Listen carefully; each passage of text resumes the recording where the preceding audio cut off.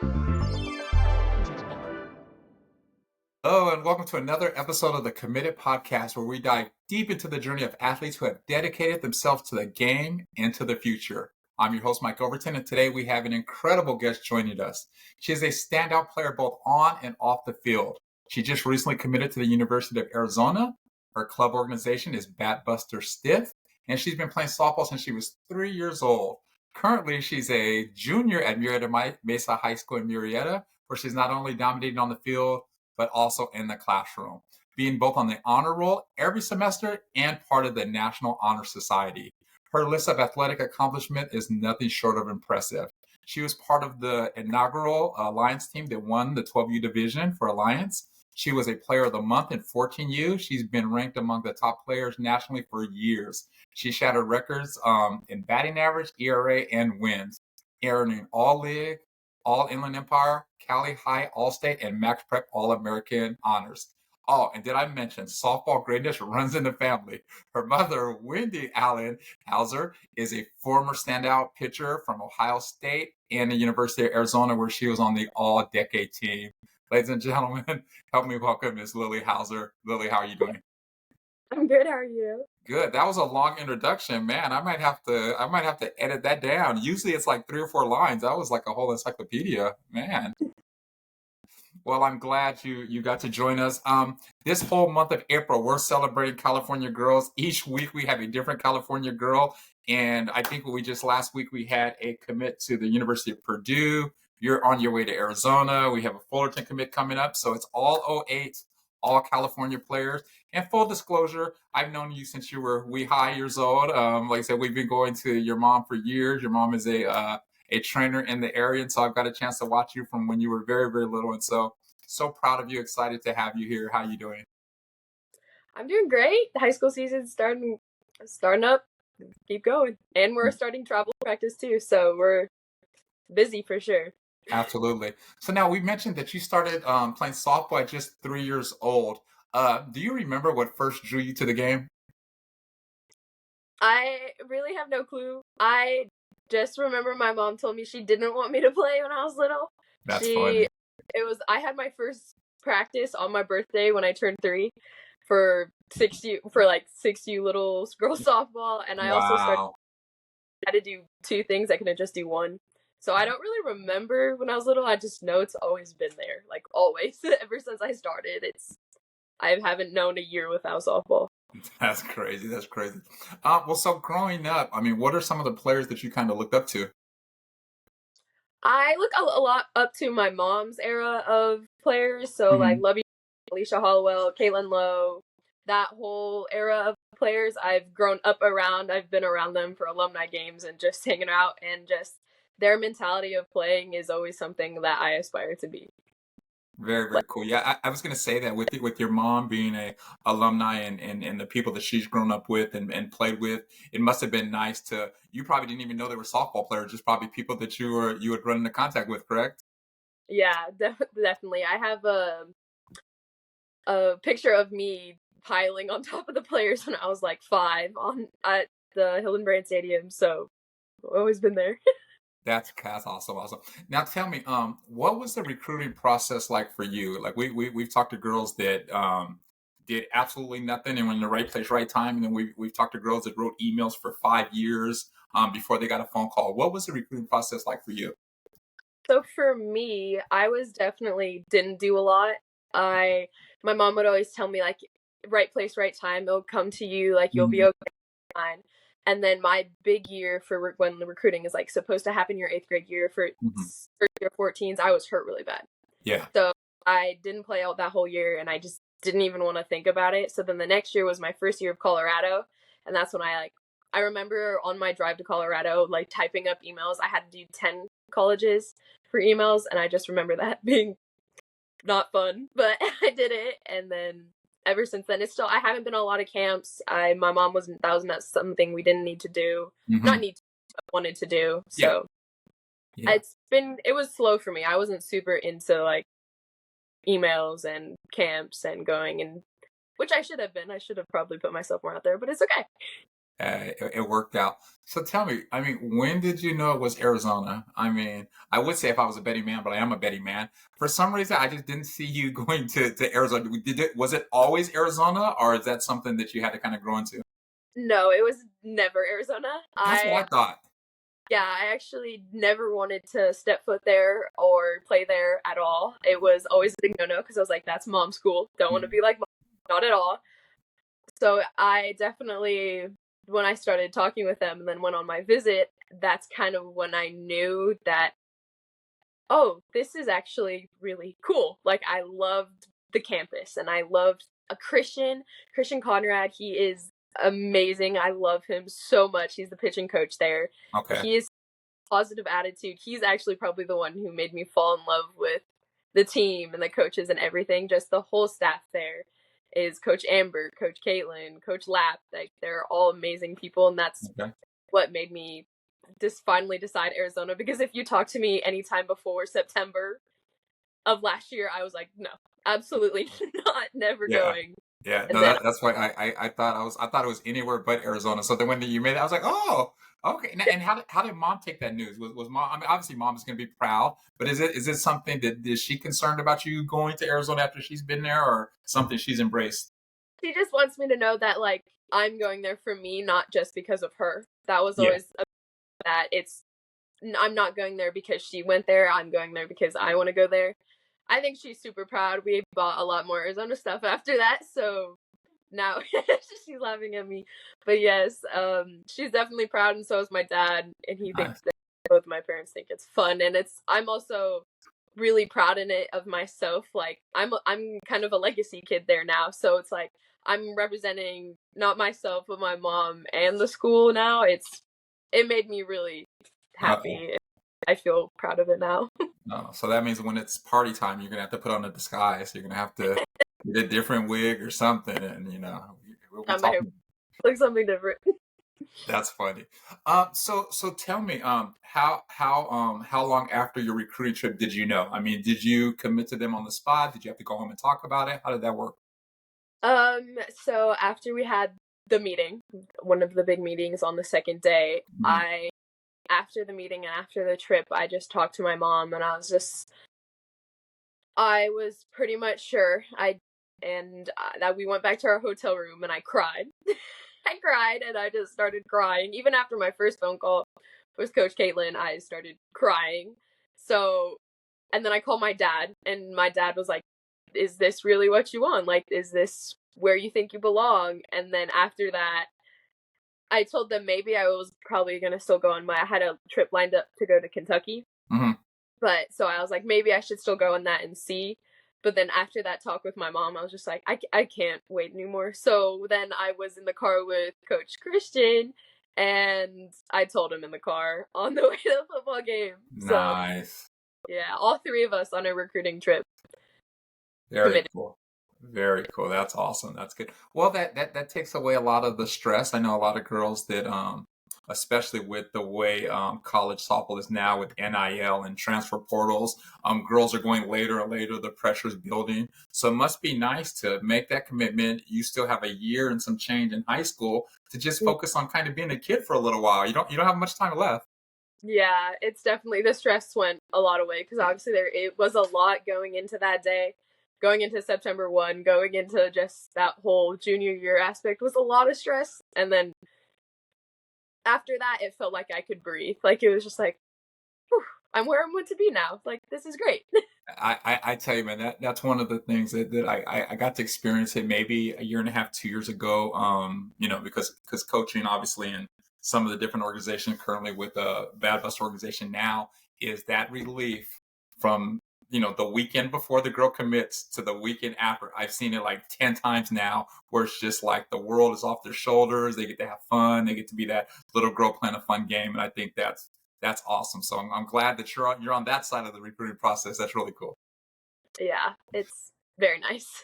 Cool, cool. So let's talk little bit about high school. You go to Murrieta Mesa, not too far from the house, just down the road here in Southern California. We've talked to a couple players already there. I know you guys have. I think Paige is at Oregon State, and we've talked to a couple of different people. I know another one of the students just committed to San Marcos. girl that doesn't actually play for the high school team, but she's at the school. And so I know that is a breeding ground for great athletics, not only softball but other sports. Um, Take us through some of your favorite memories so far. I know we're not done at Mesa, but what has been some of the highlights so far, whether it be on the softball field or off? So I actually was not out of district, just my middle school didn't go to there. So my freshman year was super scary. I went in knowing no one. And it was a really fun experience just to like grow as a person. I started my freshman and sophomore year, I also played volleyball. So I made friends with a lot of volleyball people, and that was just first year of high school is always you think it's gonna be scary, then it ends up being like the best time of your life. And oh, what I would give to go back to freshman year. Nice. But it's just so I've made a lot of close relationships with my teachers. So Mm. there's I pick out a few days of the year where we were just in class like messing around. Probably the other day, it was my birthday and I wore heels to school, and all my guy friends in class decided it was a good idea to put them on and run around. Oh wow. Oh yeah, so that was fun. Winnings, we won regionals last year for softball. That was a whole experience of its own because we had a lot of people who couldn't play, and so every game it was like we had 8 players, maybe 9, and that was just it was fun and brutal at the same time, and just it felt really good, and you felt proud to win for your school. It's just a different feeling when you have something that like now you can go at school and like your picture is on the wall, you with Yeah. your and it's high school's definitely been fun. It's been stressful, but I've made a lot of good memories definitely at my school. We're definitely one to have fun. We have fun in a lot of our Nah. classes. Well, and that's amazing. I know a lot of girls that only do exclusively the club or exclusively high school, and there's a place for both of them, and the chance to get to play with your friends and meet new people and walk around the hallways, and the teachers know what you did, and your classmates. That's amazing. So I think I always tell parents and kids, it's ultimately your decision, but I think you miss out when you don't play in high school, and so I'm glad that the experience for you has been wonderful. You had mentioned, I know my middle daughter is similar to you. She went to the high school that I was at, and she didn't know anybody. So the first 2 or 3 months, it's like no friends, getting to know anybody. But that's the good thing about sports. Like I said, you played volleyball and you played softball. You have instant friends, that'll turn into lifelong friends, and I think that's amazing. And I know I'm not sure what your homeschool was going to be, but I'm sure you can't imagine going anywhere but Mesa now, correct? No, not at all. This is perfect fit definitely for me. Awesome, awesome, awesome. So we've talked a little bit about that. Let's talk a little bit about your current club team, Batbuster Stith, which is one of the top programs in the country. I know we're rated number one, but depending on which organization or which magazine puts it out, that they can differ, but definitely one of the top organizations. What has your experience with that organization meant to you? I have made I think the closest friends I've made has been through Batbusters. If anyone knows anything about a Batbusters practice, you'd understand why. We go through the trenches together a lot. Last year, we spent 2 years in blistering Oklahoma heat running 15 um, and then that was 2 weeks in Oklahoma. Then we went straight to Colorado. So 3 weeks of being on the road with your teammates, close quarters. We definitely had some arguments, but I think that made us closer in that sense. And then this year we are on. I last year I was on Katie's team. This year I'm on Mike's team, and it's just been aggressive. Like we're very hard, like you're playing hard, you play hard, which I like. That's how I like to play. So it's really cool to be surrounded by 20 girls who that's how all of us feel, like we all play that way. Coach Mike always says it, you're never going to be around a group of girls like this again, where we are all trying to win, we are Yeah. all trying to be the best we can be on the field, and there's I don't think a better feeling than everyone wanting to have each other's backs and win a ball game. Yeah, no, and that's the thing about some of these the top notch organizations. The more girls I talk to, the more that I see that there's so many similarities. Where the best Bombers team in Texas all merged to the top, the best Batbusters all merged, the best Mercados, and that's kind of where you're at. And they all say the same thing. You get to that team, and you're playing with girls that you're going to see for the next 5 or 6 years, because those are the girls that are going to the big time colleges. And there's something about being in that environment that are going to make gamers step up. And so I've heard that a lot, but that's fantastic. It's definitely more business now, I've noticed, than when I first met you. Obviously, you were very, very young. Let's go back a little bit though. So I got a chance to coach with you a little bit. Your mom coached my girls a little bit too. Let's talk about the Alliance 12U summer. I remember that was magical. You played for Coach Bernie, a good friend of mine. I've known Bernie since before you were born. And so watching B grow up and my girls grow up, we've always stuck together. But tell me about that summer of winning the Alliance tournament. So that was a whirlwind ago. That was crazy. Yeah. Never sounds weird. When I was on Bernie's team, my mom and I talked about this idea. We were never like pressured to be the top team. Like Hmm. even I talked to my friend Abby Ford on my team now, who she played on the team I played in the championship. Hmm. Like, you guys were horrible all year long. Then all of a sudden, in the middle of the summer, you guys became amazing, and we just practiced so hard. I remember a turning point in our that year was we went to Texas and won not a national. We won a championship there, and that's Yeah. when oh, this is go time.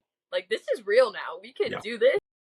And I remember that tournament we played 14 games. I pitched 7 of them, and it was just keep going. I remember we lost games. We lost twice to Corona Angels Espen. Hmm. Twice. That was, and we just kept playing, and it was just like game after game after game. You keep going. You keep pitch by pitch, hit by hit. Like, you just got to keep going, and that was a whirlwind. And by the end, my arm was falling off, and I had to pitch the tiebreaker championship game. And I remember the last play, and it still plays in my head some days. That I was so proud of that moment. My grandpa even cried.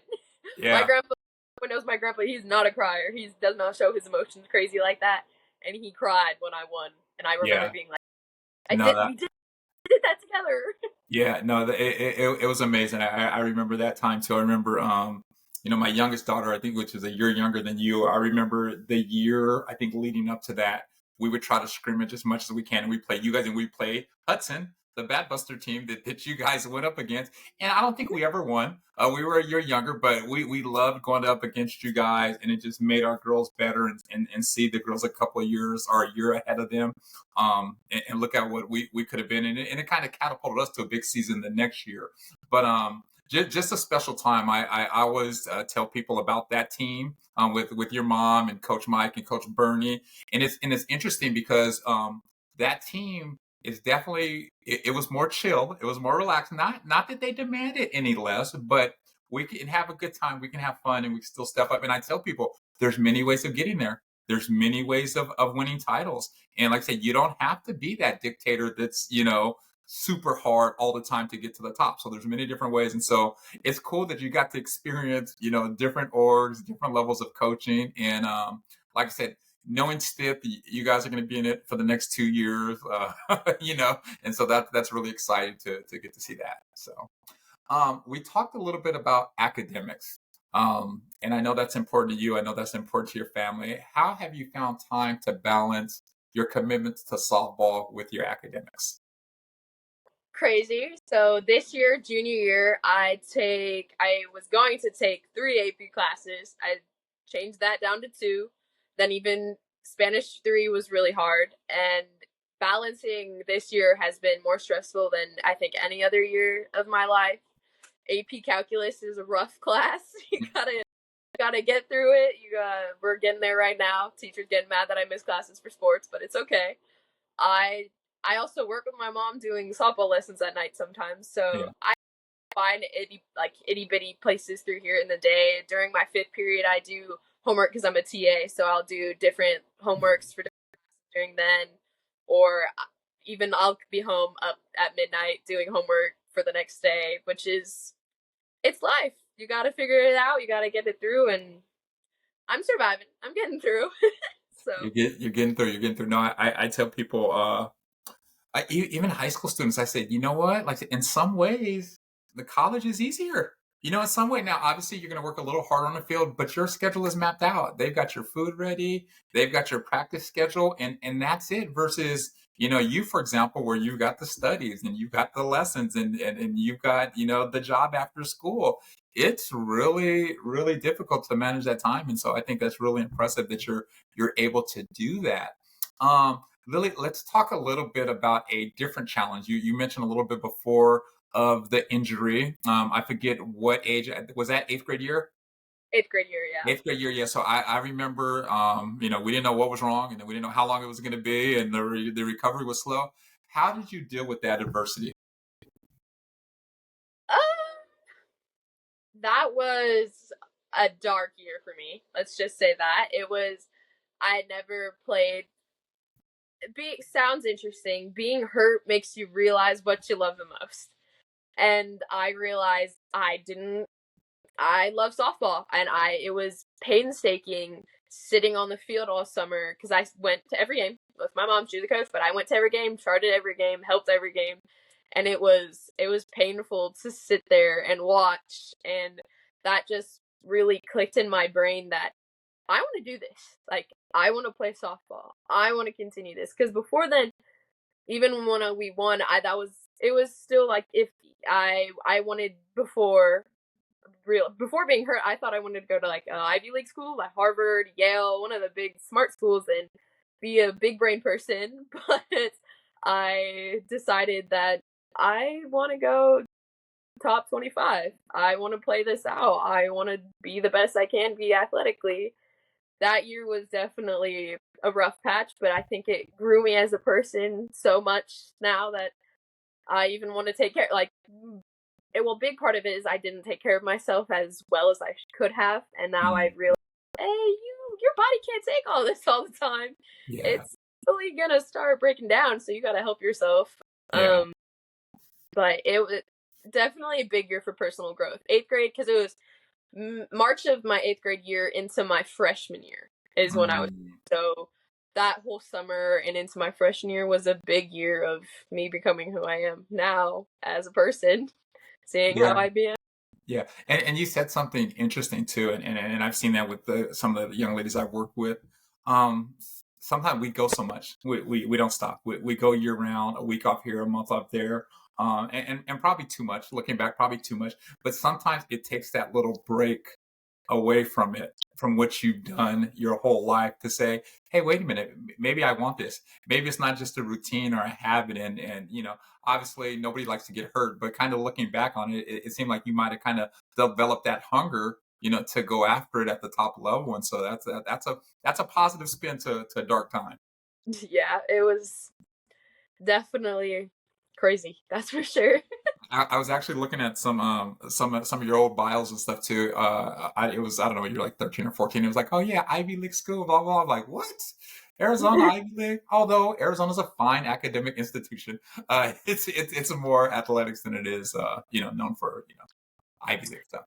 So all right, cool. So tell me this. You're going to be heading to Arizona in about a year and a half. Have you already started thinking about goals for Arizona? What are you going to be there? Or are you still kind of focused on the moment since you have a little bit of time? I am a in the now type of person. But That's how I don't look crazy into the future because, quite honestly, it stresses me out quite a lot. So I just try to stay in the now. I just know that I want to get Arizona back to where it was when my mom played, where they're definitely doing that now. I think they were almost top five the other, like yeah, almost there, they're playing really well. but I want to get it back up to the top notch school. I want them to be able to be Oklahoma, and I think if I could do that on the field, I'd be pretty dang happy in myself. Be like, Yeah, boom. that's Oh, awesome. I want the girls, like when you ask the little girls, hey, where do you want to go to college? I want them to say Arizona, not Oklahoma, or someone That's else, or cool. Yeah, just prove that there could be other top organizations to go to as well is probably one of my most wants. And maybe that's even cool. win a ring, you know. Yeah. Little goals, little goals. No, no, that's really exciting. And like I said, I smile because I remember, taking my kids to Mary Nutter and seeing you at Mary Nutter, and we're little ones and we're where these big grown adult women that are playing softball. And now I think this year I went to Mary Nutter and I'm like, oh my God, I coached that girl. And now she's a freshman playing. And in the next couple of years, we're going to know so many of them. I think it's so cool to see that transformation from the girl wanting an autograph to now talking about hoping other girls, mention Arizona and the stuff you do. So that's just amazing. I love it. So now, like I say, you don't look too far into the future. So the next year and a half, obviously, a lot of success at Mesa High School, a lot of success with Bat Busters. What are some of your goals for, let's say, this year and moving on to your senior year? What are some things you have in mind? For high school season, I want to grow as a team. Just interpersonally, we are a very young team. Okay. And me and my other captains have been trying to motivate our team to wanting to play harder, which is hard. You can't change people, but we're trying to get them to play harder. We have not had the best record this year as years past. Mm-hmm. I'm pretty sure we're even right now, maybe like 6-6 probably. Okay. So I want to win league. It will be a 6P. I definitely want to get that in the books because that has never been done before in our league. So that would be super cool to continue that. Wow. And then I don't know if it's realistic, but I want to get past semifinals in CIF. So we have almost feels like a curse. The past 2 years, we lost at semifinals of CIF in D1 CIF. And I want to get past that, and I want to make it to a championship game. It would be amazing to even win it, but just to get there first I'd be ecstatic. Just to get there and get over that hump. Even my baseball friends at school are like, semifinal curse. They say it all the time. Going to the semis. No, So, I know about that. Like I said, I coached baseball in semifinals 2 years in a row. My girls got to the semifinals. Of course, a lower level. I mean, Southern California D1, it doesn't get any better than that. And I mean, you have to be very, very good, but there's luck involved in it. It's skill, it's hard work, it's luck, because once you get to the final four teams in Division I CIF, they're all excellent, and so it's just, it's a pitch here, a hit there, an error here that can make all the difference. And so, first things first, you got to get yourself in a position to do it, and then who knows? I know the talent you guys have there. You're always going to be in it. So, get there and see what happens, right? exactly. Nice, nice. So again, as we're looking back, think back to either yourself at a younger age, or I know you had mentioned that you give lessons at your mom's facility. Double Deuce Temecula, shout out, join them. I get a cut of every new client, so go there and try. No. Talk about advice you may give to a younger you or somebody 10, 11 years old that might want to play college ball. What are some advice you have for a young lady? If they're 10 or 11 looking to play college ball, I would tell them to be a kid first.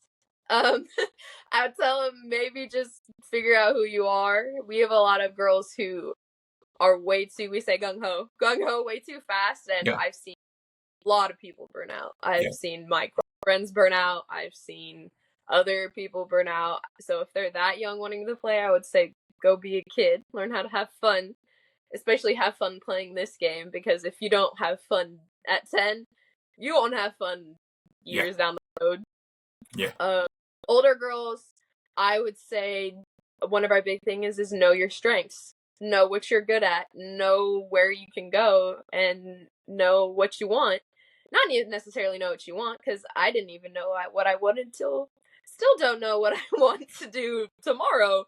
So I would just figure out who you are as a person and where you'll thrive in is a big thing. Like know what type of coaching you'd like. Know what type of community as a team would you like. Or one of my big things is, you know me, I like to have fun personal styles. I've had pink hair, I've had blue hair, I've had purple hair.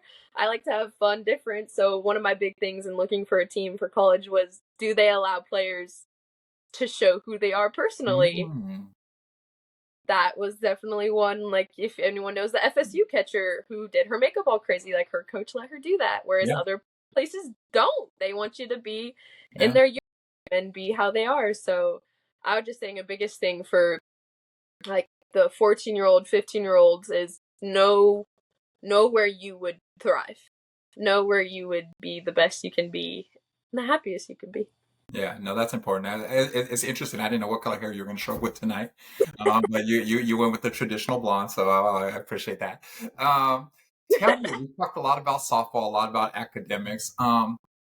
Tell me something that most people don't know about you. What is a hidden talent or a hidden thing that you enjoy doing? Oof. I used to play piano. I used to play violin, and Wow, years ago I started guitar. So I'm trying to learn how to play guitar. nice. Oh, that's another. I really, really love movies. That is something me and my family, me and my mom specifically do is we watch movies. Over there we have a giant bookcase full of DVDs. Nice. It sounds crazy, but we are very busy all the time. My brother is a professional go-kart driver or karting. He races professionally and he also plays travel baseball. My mom works and my dad works, so we are a very, very busy family.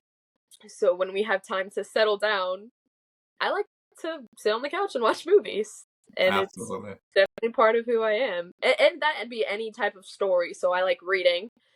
I like music, so telling stories through music is always fun. But yeah. Excellent, excellent. Also, All I right. dig a mean board game. Me and my family play games. We play cards. We're crazy.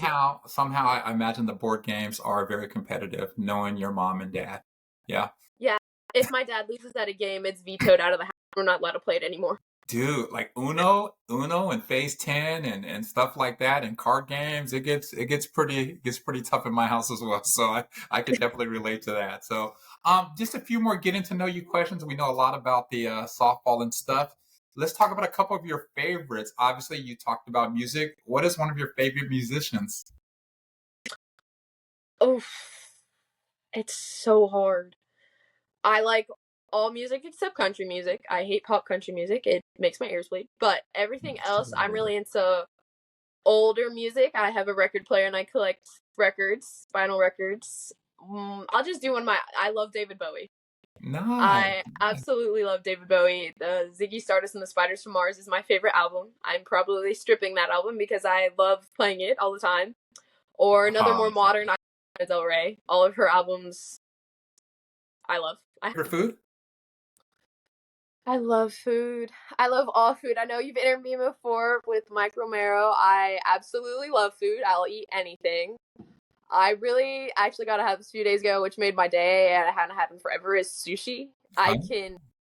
I think we ordered 15 rolls, more than that, and we ate them all, and that was something I could have done again. I really like seafood, so like even a Cajun shrimp broil or crab legs is makes me happy. But really anything. If you give me food, I give my heart to you because I just love food. So literally That's anything. funny. No, it's interesting too because my kids are the same way. And when I was a kid, a treat was like a pizza. But now my kids they want to go eat sushi after practice. Our cousins like, oh my god! So definitely a change in time. How about this? Where's a place that you haven't visited that you would love to visit? In the United States or the world? Anywhere in the world. I know you've traveled a lot for softball, but in the world. I was talking to my dad and my mom. Kind of two places that I really want to go to. First is I really want to go to Italy.